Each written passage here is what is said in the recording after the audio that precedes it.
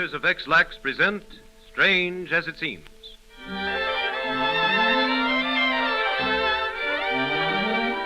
Another program of strange, fascinating, and sometimes almost unbelievable happenings, brought to you by the makers of Ex-Lax, the original chocolated laxative. Tonight, you'll hear about the discovery and transportation of the Cullinan, largest diamond in the world. Also of the amazing fate that came to General Stonewall Jackson, and living thermometers. Have you ever heard of them? Well, you will in a few minutes, and also learn how to tell the temperature by your living thermometers. We hope you enjoy this new Ex-Lax series, and we also hope you're enjoying the benefits of Ex-Lax. Ex-Lax is so mild, so gentle, so thoroughly effective, and it is so pleasant to take, since it tastes just like delicious chocolate. We honestly believe that if you'll try Ex-Lax once, you'll never take any other laxative.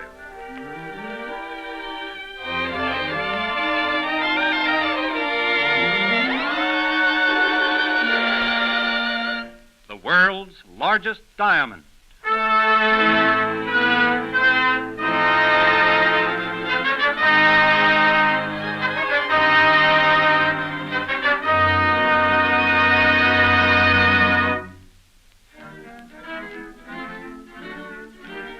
It is the year 1905. The largest diamond in the world has just been discovered at the premier mine in the Transvaal, South Africa. It is named the Cullinan Diamond after the owner of the mine. Weighs 3,025 3/4 carats and is estimated at $5 million. Thinking that such a diamond is fit only for a king, the government of the Transvaal purchases it for King Edward VII of England.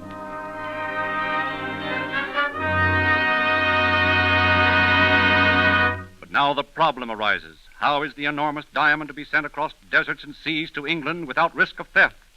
At length, they decide upon a plan. All about the Cullinan Diamond. On guard for Cullinan Diamond sent to England. Extra, on guard, transport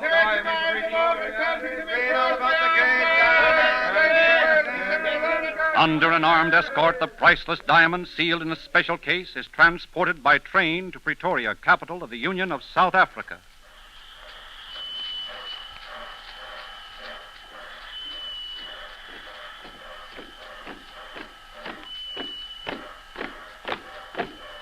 Diamond escort. Halt! Alert! Ha! Hey, fire. Train. That's the way we go.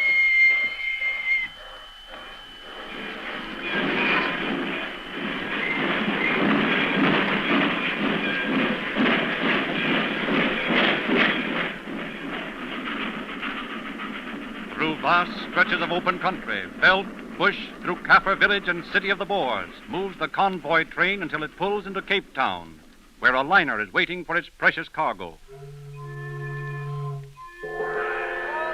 What's killing the show?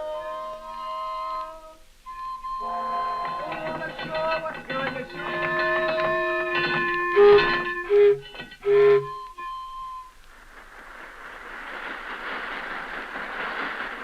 And now the Cullinan Diamond is on the last half of its journey to England and King Edward. It is kept in a special safe with 2 men standing guard day and night. The box is never opened. At last, at Southampton, another train meets the boat and takes the box to London.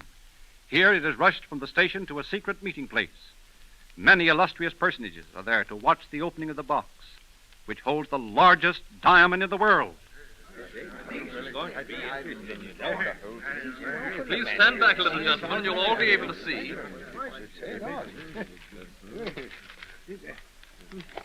Well, that doesn't look like a diamond. It looks like a lump of coal. It is a lump of coal. A lump of coal? My God, it's been stolen. We must notify Scotland Yard. The government has been robbed. Gentlemen, please. Control yourselves one moment. Mr. Davies. Yes, sir. Will you give me that little box over there? Yes, sir.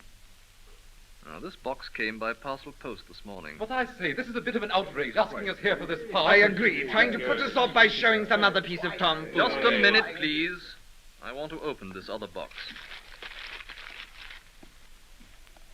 Oh, my God.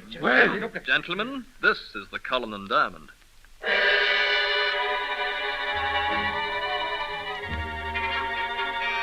Strange as it seems, the government of the Transvaal hoaxed a breathless world and forestalled any theft by sending the great Cullinan Diamond across half the world by ordinary parcel post.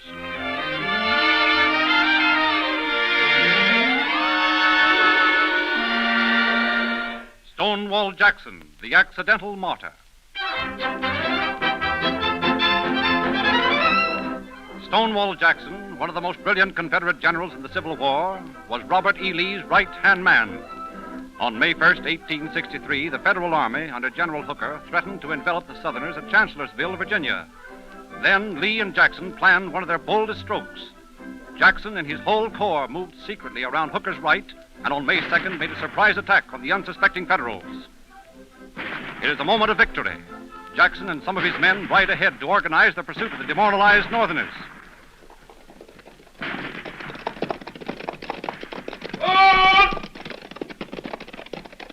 Colonel Kelly, take your men along the bed of the stream. Yes, General Jackson. I will advance through these woods. Here. Oh, but General, it's dusk. Let me go in the woods. It's dangerous. There might be Yankees hiding in there. All the more reason why I'm going myself, Colonel. But, General, Colonel Kelly, do as I command. Very good, sir. Squadron B, advance and fire along the bed of the stream. Follow me.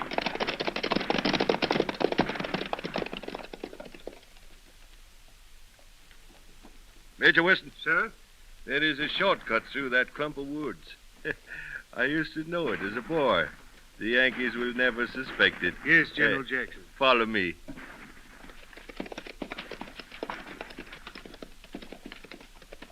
General Jackson, Yes, Major Weston? it's getting dark. Our own men are scattered all through here.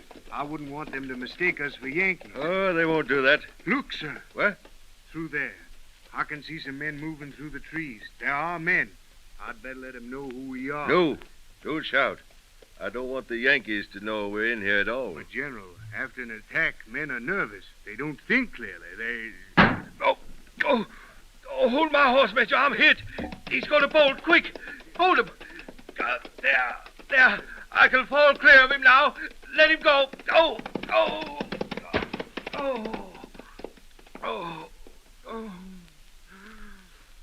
General Jackson, are you badly hurt? sir? Yes, badly. You were right. I should have let you shout. General, our own men have shot you. Oh, General, let me help you to your feet. No, I can't move. I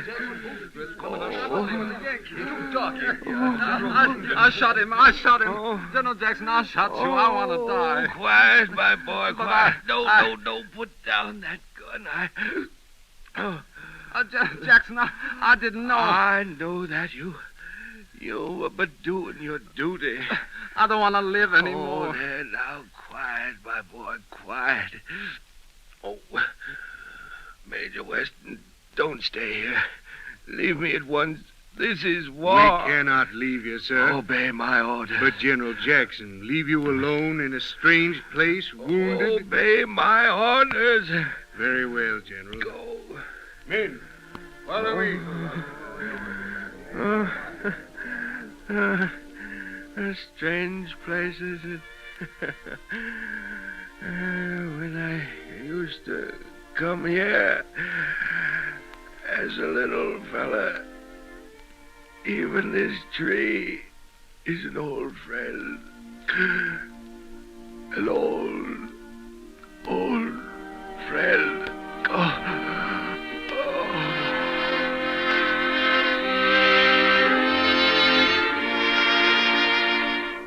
Strange as it seems, Stonewall Jackson was mortally wounded by one of his own men while in the very moment of victory.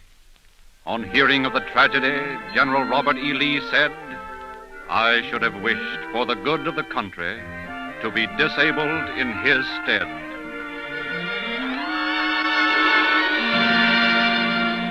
Living thermometers.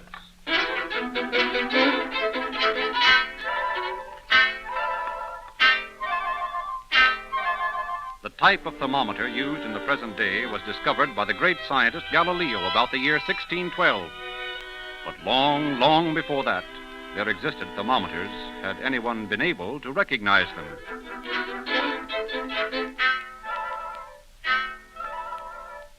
Mac and Julia have just had a picnic under a shady tree. It is very hot, the sky is hazy, and the only sound is the chirping of crickets in grass and trees. Gee, it's a hot day. Yes, I'd rather die than move an inch. What a woman. Oh, dear. Oh. Ooh, there isn't a breath of wind. Must be about 90 in the shade. It's probably about... Now, wait a second. Let me look at my watch. I'll tell you the exact temperature. What on earth are you doing? It's 88 degrees. How do you know? The crickets told me. Oh, don't be whimsical. It's too Oh, hot. but they did tell me. Crickets are perfect thermometers. Nonsense. It's true. You count the number of chirps a cricket makes in 14 seconds, then add 40 onto the number, and you have the exact temperature. Well, how do you know? Well, insects are very sensitive to temperature. Tree crickets especially. Are you kidding me? No, it's the truth. The hotter it is, the faster they chirp. Makes me warm just to think of them. How about the katydids? Well, at every 4 degrees, the katydids change. First, it's Katy did it, then it's Katy didn't, then it's Katy did, then she didn't, and then she did. And finally, a mere Katy, and around 60 degrees is just plain Kate. In other words, life is just one argument after another to a katydid. Yes. Below 40 degrees, all insects are silent. Unfortunately, in marriage, it doesn't work out that way. Oh, cynic. Just listen to those crickets. Yes, a cricket's life really begins at 40.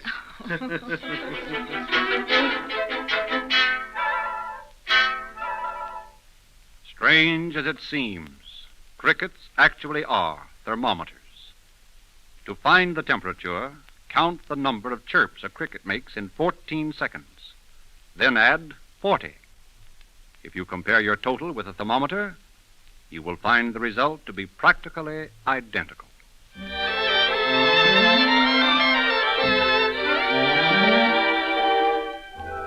Of course, sometimes you might find it rather inconvenient to go around searching for a cricket in order to tell the temperature.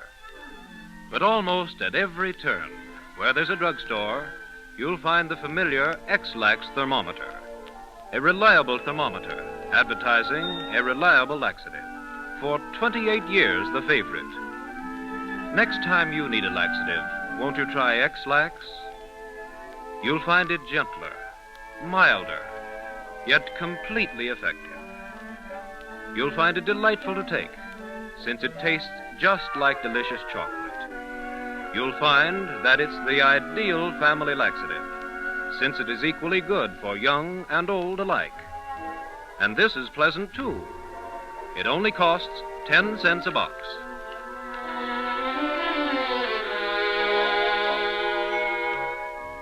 In England, there is a woman who makes her living with a pea shooter. A certain very famous novelist was once a smuggler. He sailed the high seas with risk of imprisonment and death. Who was the outlaw genius? You have heard of the power of the press. One time it was so great that it controlled the very elements themselves. Be sure to listen to the next Strange as It Seems program. You have just heard Strange as It Seems by John Hicks, with original music composed and conducted by Felix Mills.